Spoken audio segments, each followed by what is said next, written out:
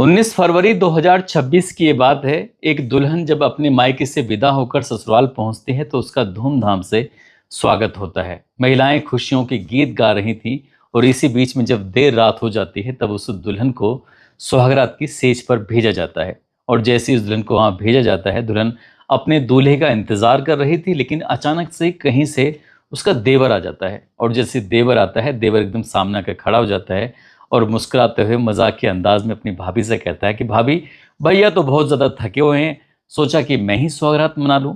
जैसे उसने इस अंदाज में अपनी भाभी से ये बात कही तो उसकी भाभी खिलखिलाकर हंस देती है।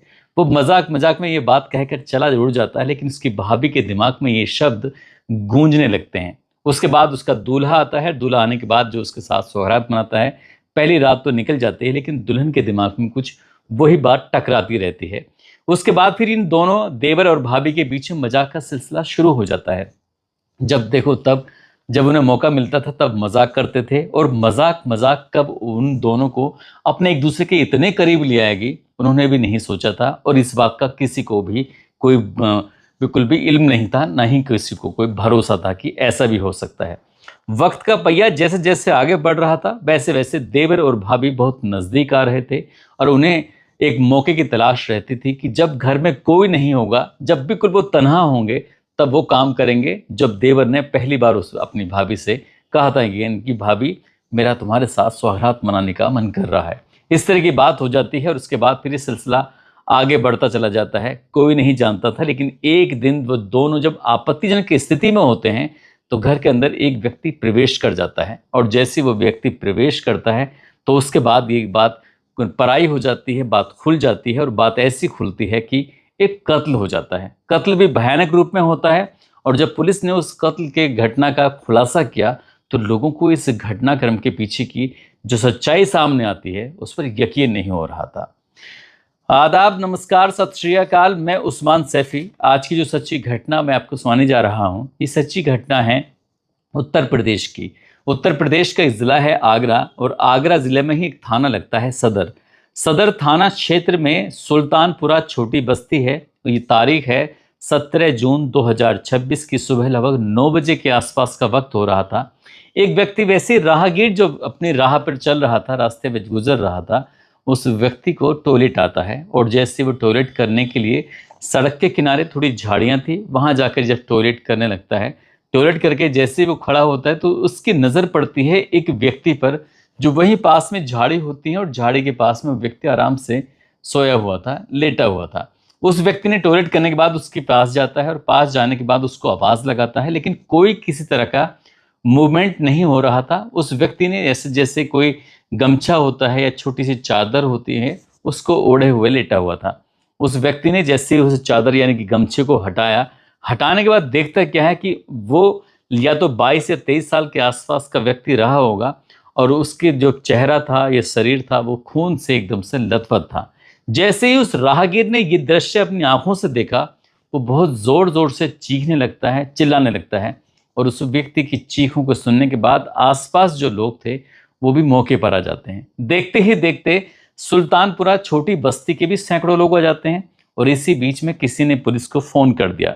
जैसे ही पुलिस का उनके पास फ़ोन पहुंचता है 112 नंबर पर, अब नज़दीकी पुलिस स्टेशन यानी कि सदर थाने की पुलिस पहुंच जाती है, 112 नंबर की टीम पे पहुंच जाती है, और जो आला अधिकारी होते हैं वो भी मौके पर पहुंच जाते हैं। इस लाश को, अब ये किसकी लाश है, यहाँ पर क्यों आई है, किसने हत्या की है, बहुत सारे सवाल थे। हर कोई इस सवालों के बारे में जानने में जुट जाता है। इसी बीच में जो सुल्तानपुरा छोटी बस्ती के लोग थे वो भी आ जाते हैं। और इसी बीच में एक व्यक्ति आता है जिसका नाम होता है महेश। महेश ने जैसे ही उस लाश को देखा, क्योंकि चेहरे बिल्कुल पूरी तरह से लगभग बिगड़ चुका था, उस चेहरे को पहचान पाना मुश्किल हो रहा था, खून से लथपथ था। महेश ने देखता क्या है कि जो पैंट शर्ट उस व्यक्ति ने पहने हुए थे, वो कहता है कि मेरा बेटा है, दूसरे नंबर का बेटा।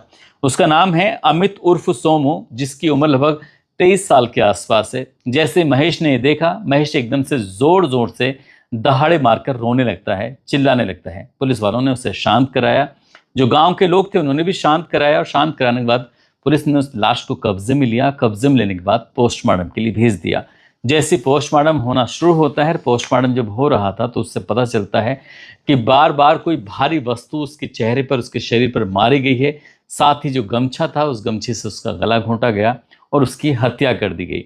और उसकी लाश को वहीं, क्योंकि घटना स्थल वही था, वहीं उसकी हत्या की गई थी।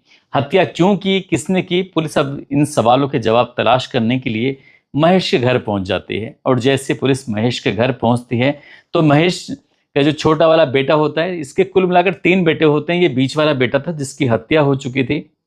ये कैंट क्षेत्र में एक अटल चौक है और अटल चौक में ही एक रेस्टोरेंट है और रेस्टोरेंट में ये काम करता है, यानी कि कर्मचारी है।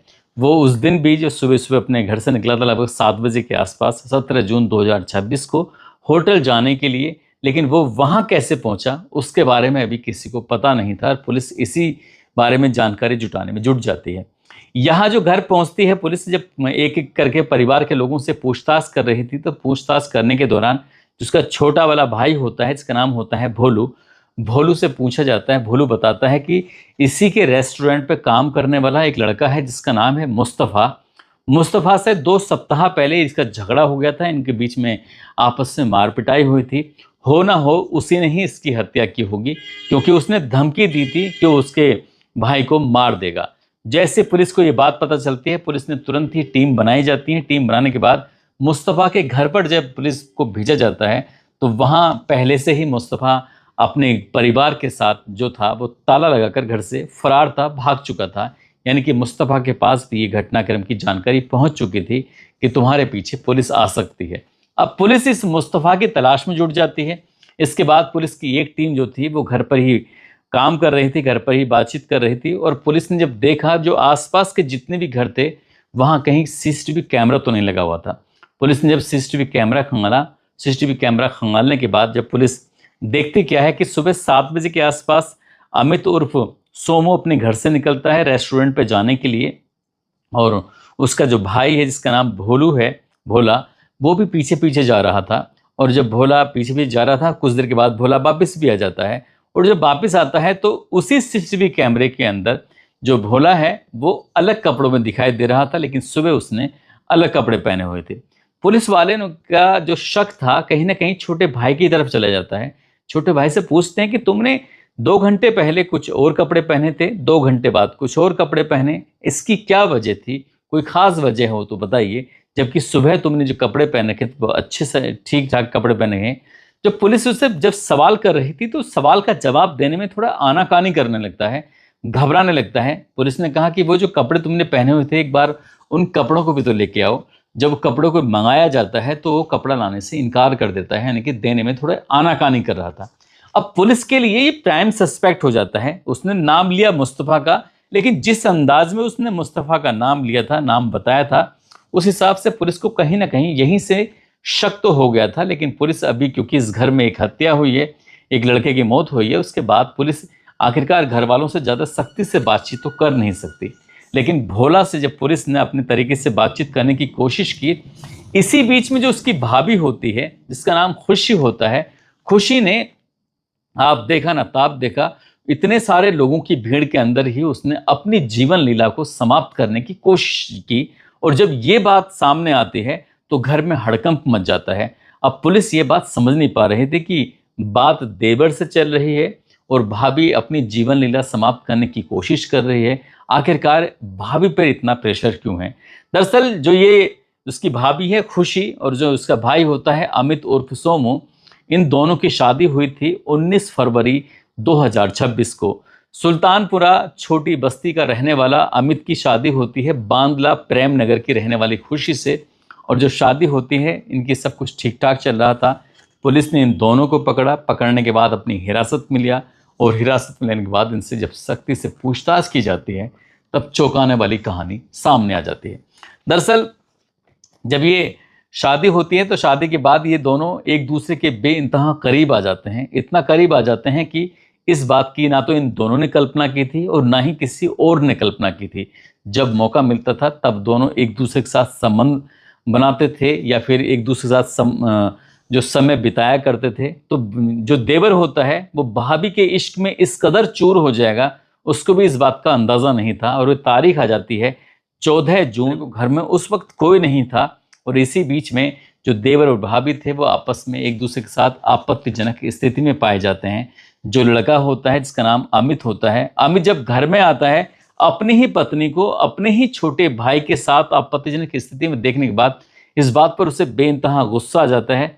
वो अपने भाई को डांटता है, फटकारता है, अपनी बीवी को भी डांटता है, फटकारता है और डांट फटकार के बाद आपस में इनमें खूब कहासुनी हो जाती है। जब कहासुनी हो जाती है तो यहीं से कहीं ना कहीं जो खुशी होती है और जो उसका देवर होता है जिसका नाम भोला होता है, इन दोनों ने प्लानिंग कर लिया था कि अब इसका जीवित रहना बिल्कुल भी सही नहीं है। लेकिन इस बात की वो मौके की तलाश में थे कि कब ऐसा मौका आए, कब ऐसा मौका नहीं आए।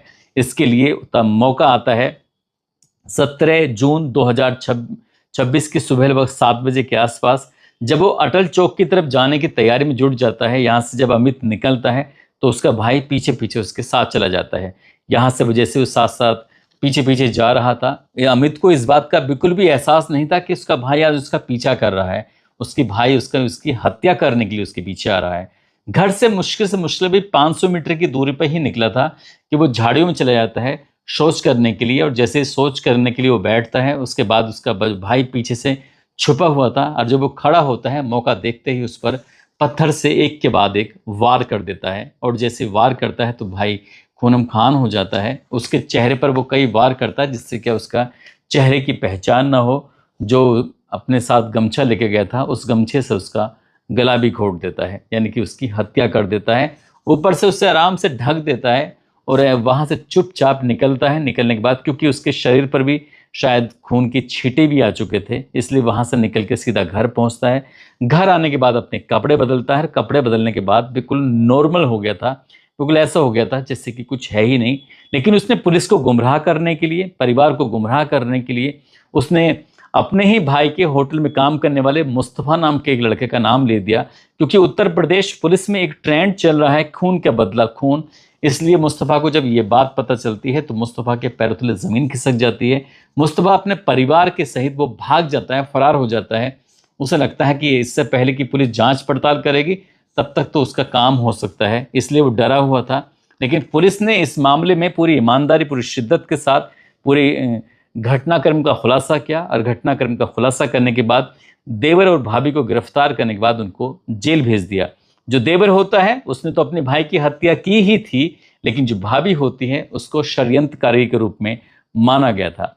और जब इस घटनाक्रम का खुलासा हुआ तो लोगों को बिल्कुल भी यकीन नहीं हो रहा था। शादी को महज 4 महीने के आसपास ही हुए थे। 4 महीने में ही देवर भाभी के बीच में इश्क पनप जाता है और ऐसा इश्क पनपता है कि वो कातिल बन जाते हैं और उनकी बाकी की जिंदगी शायद सलाखों के पीछे गुजरेगी। जब महेश और उसके परिवार वालों को ये बात पता चलती है तो उन्हें यकीन नहीं हो रहा था कि जिसको भोला कहते थे वो इतना खतरनाक कैसे हो सकता है। दोस्तों, इस पूरे घटनाक्रम को सुनाने का उद्देश्य किसी को परेशान करना नहीं है, किसी का दिल दुखाना नहीं है, बल्कि आपको जागरूक करना है, आपको सचेत करना है। जिस तरह से इस रिश्तों में आए दिन इस तरह की बातें सुनने को मिलती हैं, ये वाकई बहुत खतरनाक है, बहुत भयानक है। पुराने ज़माने में लोग, जो दुल्हन होती थी वो किसी को भनक भी नहीं लेने देते थे। करीब करीब 6 महीने तक तो किसी से, पुरुषों से आमना सामना ये होता ही नहीं था। लेकिन अब का दौर ऐसा है कि अब दुल्हन आती है और रीलबाजी भी करना शुरू कर देती है, तमाम तरह की चीज़ें होती हैं। इस बारे में कुछ ऐसी जानकारी भी प्राप्त हो रही है कि जो दूल्हा होता है, दूल्हे की तो शायद इतनी बातें नहीं होती थी जितनी देवर और भाभी की शादी से पहले भी बातचीत होती थी। और देवर की आदत थी मजाक किया कि वो अपनी भाभी से अनाप शनाप मजाक किया करता था और ये मजाक ही उसको अच्छी लगने लगती है। जबकि उस लड़की का जो खुशी का पति होता है अमित, वो बहुत सीरियस किस्म का इंसान था। शायद उसकी सीरियसनेस ही उसकी हत्या करा देगी, उसने भी कभी शायद सोचा नहीं होगा। जाते जाते सुभाष चौहान हैं, अर्पित पुत्र बॉबी हैं और प्रणीता हैं। आज इनका जन्मदिन है। इनको जन्मदिन की ढेरों सारी शुभकामनाएं, बहुत बहुत मुबारकबाद। और कुछ लोगों ने नाम लेने की अपील की है, जिसमें सिराज, संतोष कुमार, साहुन सैफी, पवन लोधी, ब्रजेश, मोहम्मद सुफियान, जीतन मंडल, कुलदीप आदर्श मौर्य, प्रदीप चौधरी, गजेंद्र यादव, पृथ्वीराज सिंह, राशिद सकीरा, तस्लीम खान, आफ्ताफ अहमद, बुद्धिराम मास्टर, बलवंत सिंह आर्य, दिनेश कुमार मीना, संतोष कुमार राठौर। आप सब लोग अपना ख्याल रखें, सुरक्षित रहें। जय हिंद, जय भारत।